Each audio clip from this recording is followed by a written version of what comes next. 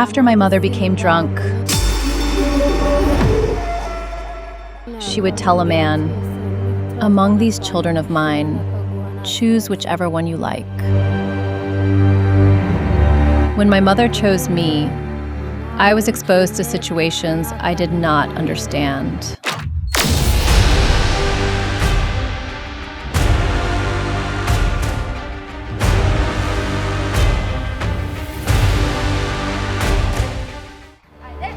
As you can see, when I leave my children here at home, even if I have only 500 francs, I leave them potatoes. I do not have cooking utensils. Where I live, I am afraid to leave things behind because they might be stolen.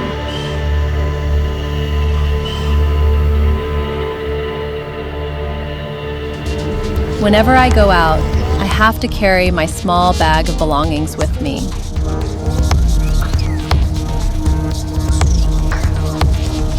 Inside are lipstick, spare clothes, something to wipe myself with, personal safety items, and a charger. Sometimes men would give me money to apply oil on my body and attract their attention. I would do it, and my mother would receive the money.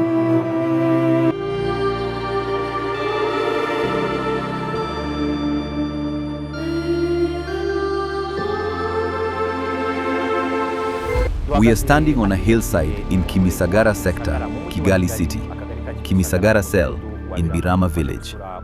We have come to visit a young woman named Aline. While other children were sleeping peacefully, eating, studying, and dreaming of becoming important people in the future, Aline was beginning a painful journey through life.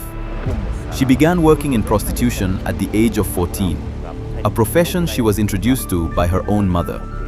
Today, she is 21 years old and has 2 children.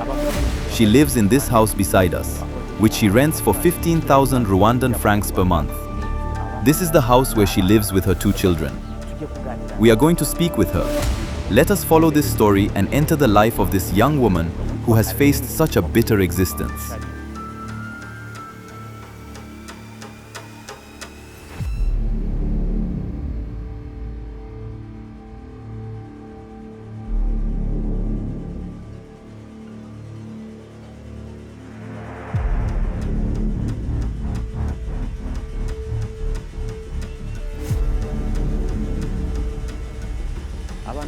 Aline lives here with her 2 young children. She says this is the only place she could afford to live because the house costs 15,000 francs per month.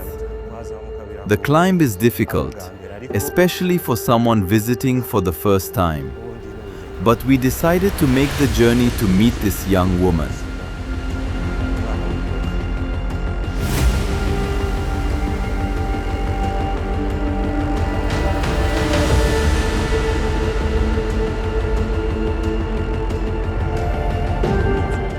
This is the house where Aline lives with her 2 small boys. Her life is extremely difficult. The house is built on the side of a steep hill. At the top, you can see an open area where rainwater gathers. When it rains heavily, Aline will explain what happens. But it appears that they may have to sit instead of sleeping because the floor becomes wet and there is nowhere else to lie down. Even the way they cook and eat raises questions. There is no charcoal stove here, and we have not seen a kitchen. Aline may explain how they manage, but it is clear that life here is extremely difficult.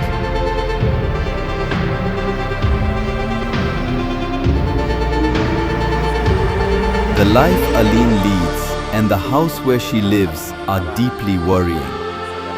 She lives in Kimisagara, in a dangerous area that the government has classified as a high-risk zone. The slope is extremely steep, and the paths leading to her home are very difficult to climb. Aline says that in her daily life, She normally avoids bringing men into her home because she respects her children and wants to protect them. She does not want her children to grow up in the same kind of life she experienced. However, she explains that when life becomes unbearable and she has no food for herself or her children, she may bring a man home. You may wonder why a man would climb these hills to meet a woman and pay to stay in a place like this, a house without electricity and in very poor condition. These questions are difficult to understand, but Aline will explain everything to us.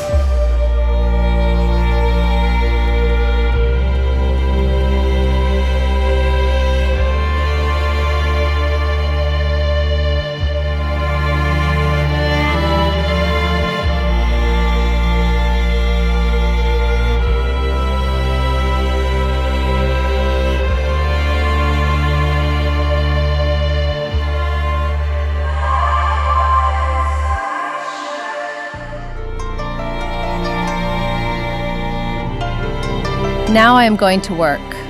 It is getting late, so I am leaving the children here at home while I go to look for food for them. This is how my life is. I have prepared myself, as you can see, and now I am leaving. Please do not judge her. From Aline's words, you may hear many vulgar expressions. It is not because she enjoys speaking that way. Those are the words she was taught by her mother. From the age of 7, when she began to understand what was happening around her, she lived beside her mother, who was also working as a prostitute. Those were the words Aline grew up hearing. She carried them with her, but this young woman now wants to change. My name is Akimani Duhaye Aline. I was born in these neighborhoods. Were you born in Kigali? Yes, but my mother sold everything and moved to Karongi. When were you born? I was born in 2005. I am 21 years old. I was born in Kigali, in Gitega. When you began to understand life, what did you see at home? Tell us about your childhood. I grew up in a home where my mother struggled with alcohol. She used to bring men into the house, and that was how we survived. She would bring men home. We lived somewhere near Pascal's place. After the men became drunk, she would tell them, "Among these children of mine, choose the one you like." When a man chose me, I was exposed to things no child should ever experience. I was still very young when I eventually ran away to the streets to escape that life. When you hear Aline's story, it feels like watching a film about suffering. It is painful and heartbreaking. Her own mother handed her over to men, and she was subjected to inhumane abuse. How old were you when you were first introduced to that life? I was very young when it first happened. I was badly hurt, and I remember losing a lot of blood. At that time, did anyone do anything to make you feel less afraid? They gave me alcohol. They would tell me, "Just drink a little. It is okay." When I became drunk, I would laugh a lot. My mother would see me laughing, and I became less afraid of what was happening around me. I lived with my mother and my younger sibling. My mother's husband also came from time to time, usually when he wanted money or food. My father had died. He died when I was still a child, and I barely knew him.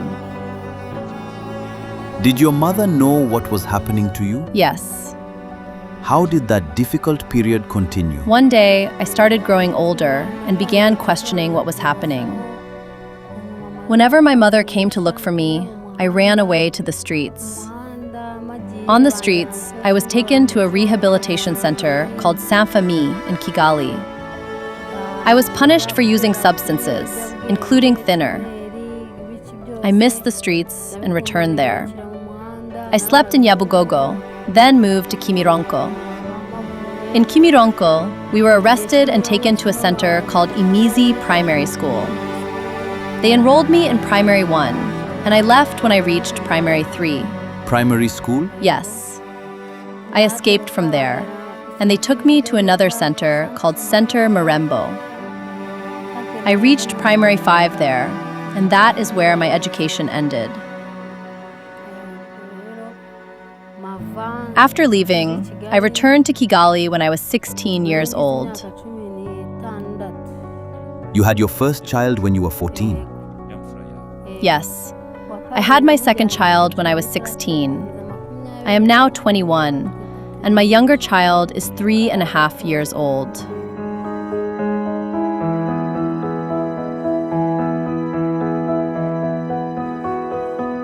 Sometimes Aline must wonder how her life reached this point.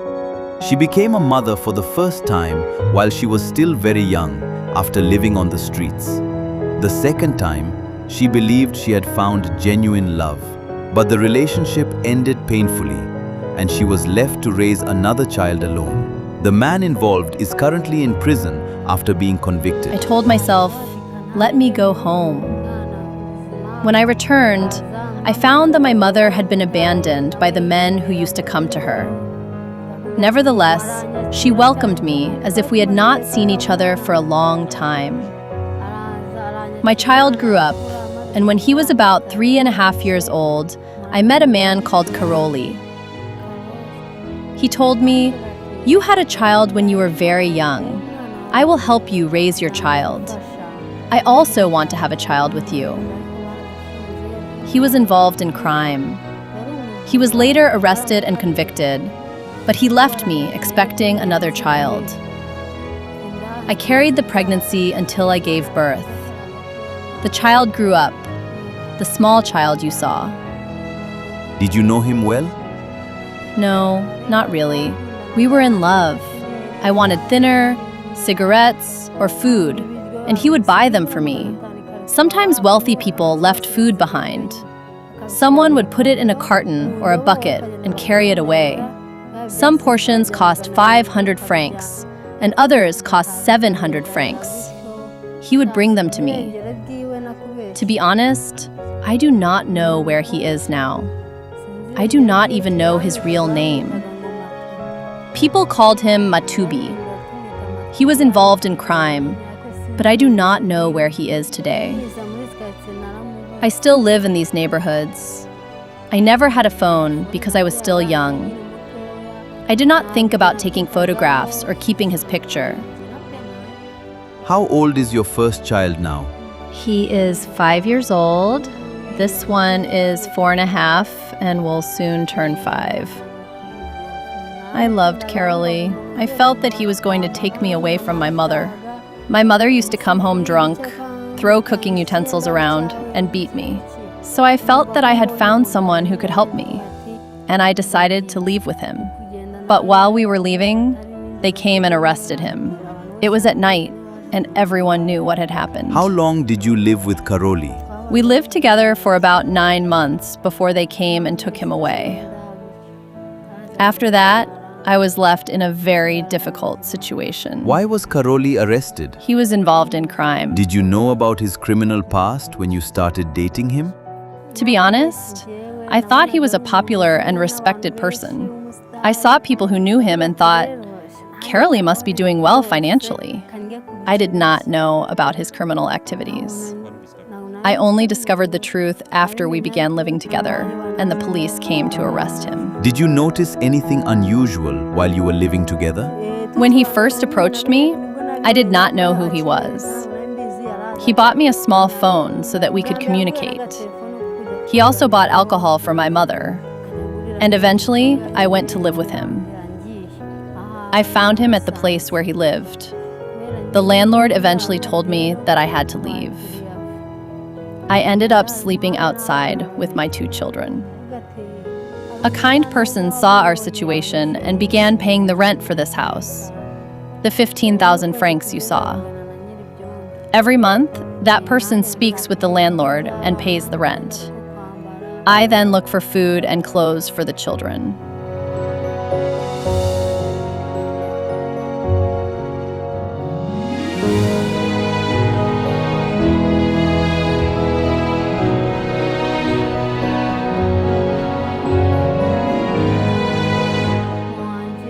My mother is still my mother.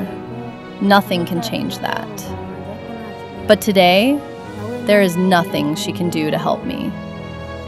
Even if she receives 500 or 1,000 francs, she takes it and uses it to find food for herself. She is also struggling. She cannot help me with anything. My mother is still living the same life. When I have money, I buy food for her. But sometimes I feel that she has lost her way. Do you ever meet your mother while you are working? Yes. Once, I came home late at night and found people beating her because she had allegedly stolen a phone. I did not know what to say. I put aside everything that had happened between us and asked, "Why are you beating her?" I stood between them, and they arrested me as well. They took us to the sector office. Later, they questioned us, tried to understand what had happened, and released us. Let us return Yes. to your daily life. You began facing these difficult circumstances at the age of 14, and you are now 20. That means you have lived through this struggle for about 6 years. Do you pray before going to work? Yes, I pray. I tell God, "God, I am showing you this life. It is not the life I chose." I truly pray. I am not someone who abandons her children simply to drink alcohol and live recklessly. As you have seen, I go to Nyabugogo looking for someone who might give me even 1,000 francs. I do not steal. I pray and tell God, "You see everything." When you hear Aline's story, it feels like watching a film about suffering. It is painful and heartbreaking. Her own mother handed her over to men, and she was subjected to inhumane abuse.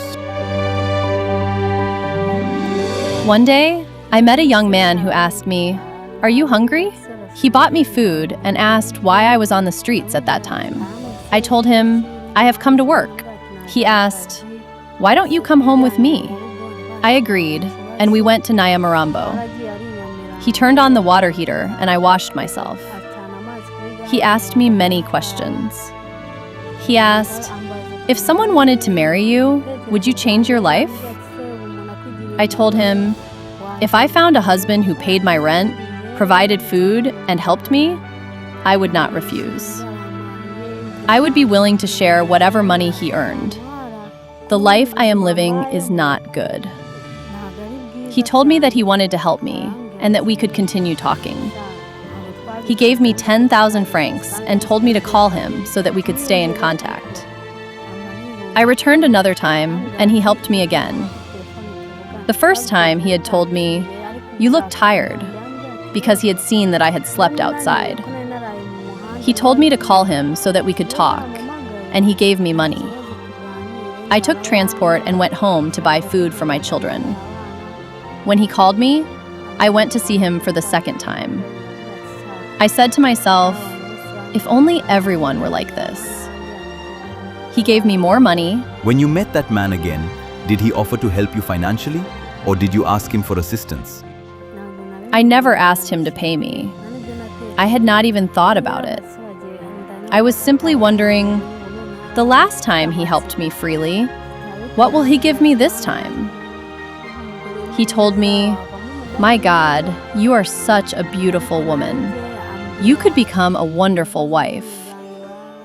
He also told me about problems in his family. We talked for a long time. Then he said, "I will call you so we can continue talking. They are calling me at work, and I am under a lot of pressure." I did not want to leave.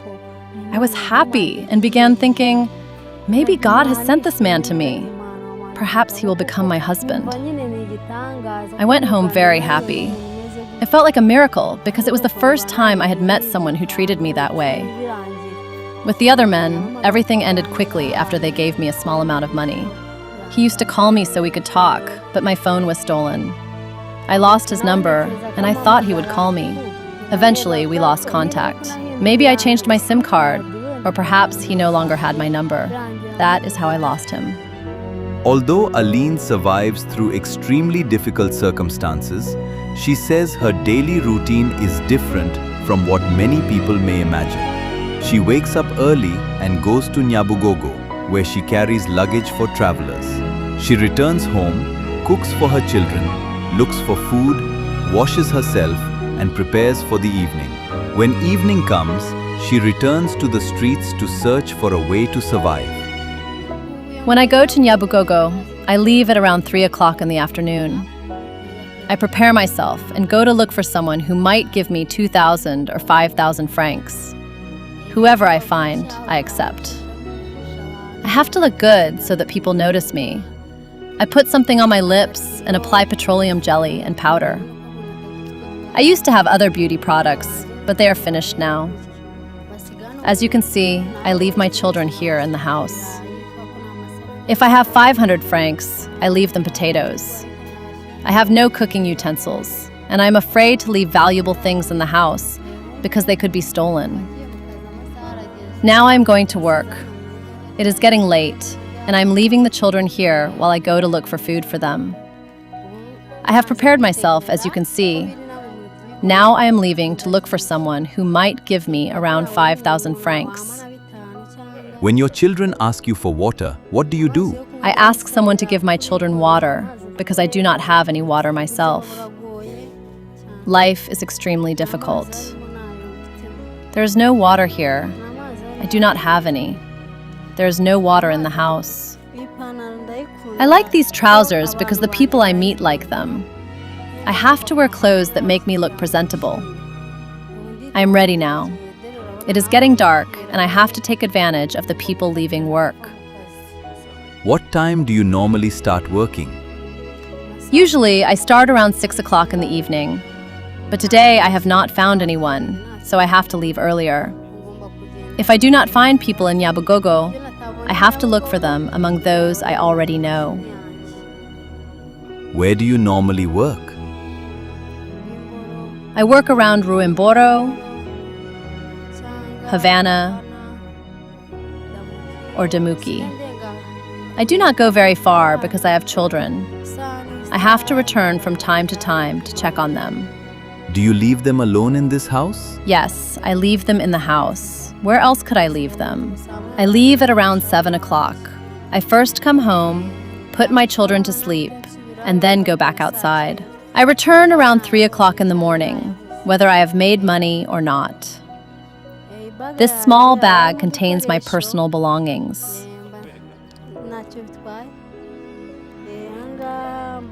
I have to carry it with me wherever I go.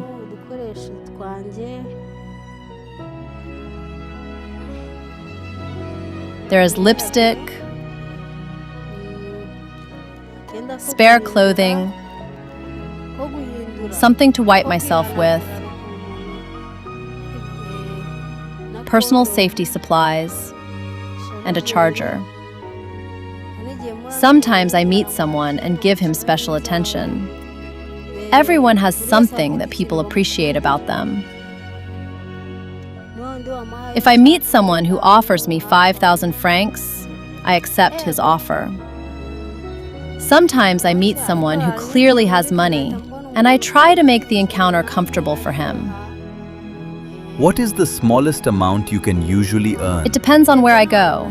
In Havana, for example, someone may offer only a small amount, but I might also find someone who gives me 15,000 francs. However, because of the life I live, I cannot undervalue myself. Where do you find people who offer the least money?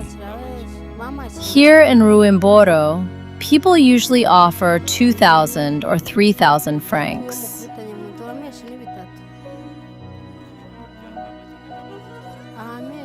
If I meet someone and explain that my home is like this, and he says he does not mind, I may bring him here.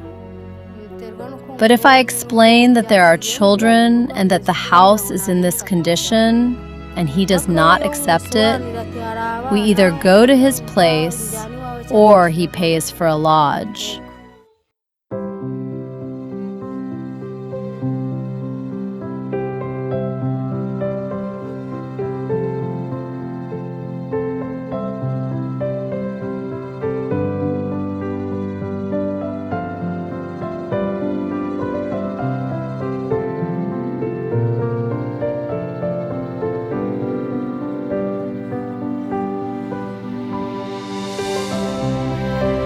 When it rains, I place the sacks and bedding in the middle of the room.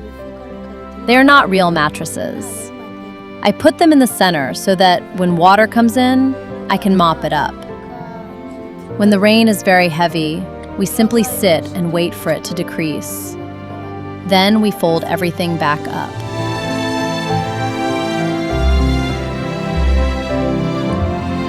Some people enter this kind of work because they believe it will improve their lives. Others do it because of difficult circumstances. If I meet someone who offers me money and I know that I need it, I do not accept because I enjoy the situation. I accept because I have a problem to solve. People should not judge everyone in the same way. Not everyone is the same. Some people make these choices freely, while others are pushed into them by difficult circumstances. Is love possible for someone living through circumstances like yours? Can you meet someone and truly fall in love with him? Can you develop feelings for a man? What kind of man would you love? If a man hurt you emotionally, could you cry because of him? Yes. Even someone living this kind of life still has feelings. I may go out and earn money, but I may also have someone with whom I want to share that money. What kind of man would you fall in love with? To be honest, I do not like men who are too proud or who think they are better than others. I look for good character. I look at the way a man behaves and the kind of work he does. I would not choose someone who uses drugs. I could fall in love with a man because of the work he does. I might see a young man and think, this is the kind of person I could live with. He could be a construction worker, a mechanic, or anything else, as long as he has good character and we are compatible.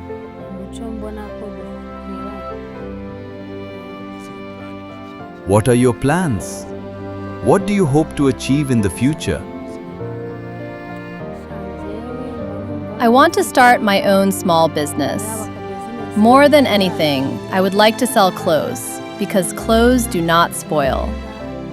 You may sell something today and not sell anything tomorrow, but you can still eat from what you earned the previous day.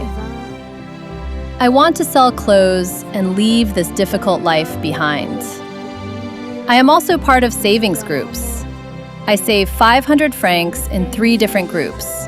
And after some time, they give us the money back. How often do you save 500 francs? Every day, I save 500 francs. We collect the money in 3 groups, in Kajevuba and in Kunda Mahoro, and I am registered in them. That is why I wake up early and go out to look for work and carry luggage. As we conclude this interview, let me sit with Aline. We are going to pray. Do you believe in God? Yes, very much. We will trust that God will hear us, won't we?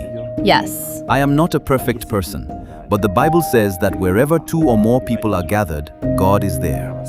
Yes. Let us pray as we conclude. Our Father in heaven, you are a great God, a God of glory. You are the God who speaks and things happen, the God who commands and things become firm. Father, everything that happens has a purpose known to you. We present ourselves before you and ask you to protect us in this world filled with sin. Forgive us for the sins we commit. Our past has damaged us. It has left us with deep wounds and serious consequences. Today, I present to you this young woman named Aline. Everything she has experienced is not the life she chose for herself. Stretch out your hand over her. Be a parent to her where she has lost her parents. Be a source of protection and support where she has been left without it. Have mercy on her, show her compassion, lead her along the right path. Change her life and remove her from the destructive habits that have surrounded her. Take her into a new life, one day, a life in which she will sit down and thank you, and stand before a large crowd to testify about what you have done. I also present her children to you. Stay with them in the difficult and painful life they are living. You are a powerful and miraculous God. When we knock, you open the door. No one who trusts in you will ever be put to shame. Once again, I present Aline's life to you. May we return one day and find that her life has changed. Lord, we see your work through the people you have created.